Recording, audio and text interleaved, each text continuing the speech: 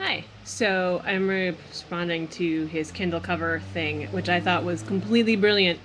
What I had found were these Scotch removable adhesive things, and the packaging looks a bit like this. They're clear mounting squares. They seem to hold a quarter-pound per square, or per two squares, which seems to be more than enough, especially given that it's a side kind of movement on the Kindle in the case as opposed to falling off of a wall.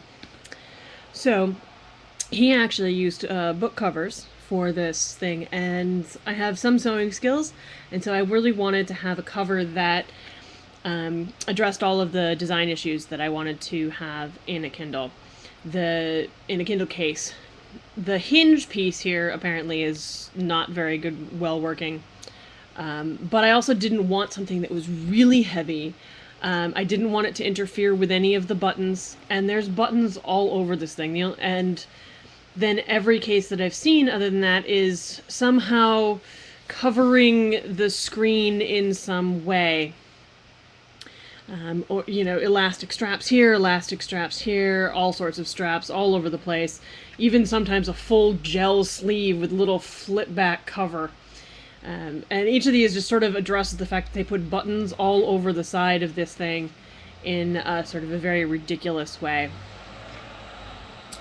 So I took his idea and went forward and made a prototype myself.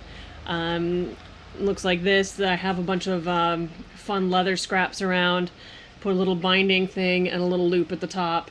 This is retroreflective so that it would shine in headlights if I, walk around holding my book like that. And then inside, I just mounted the clear strips in this one. And this was actually a pretty heavy cover. It's pretty substantial because the leather is pretty thick, and I did put some cardboard pieces in there. So that worked out pretty well. If for the weight, I wasn't entirely happy with that.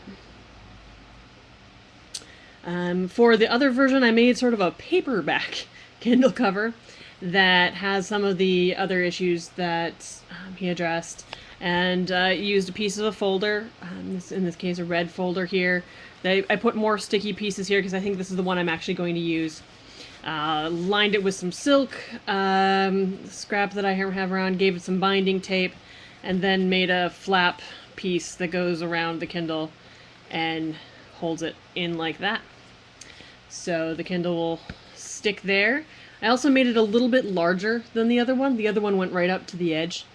And I wanted there to be some sort of, if I drop it, it will land, it will give itself some push, some softer space there. So anyway, I'm returning this Kindle because it has the advertisements. Otherwise, I'd show you how well it sticks.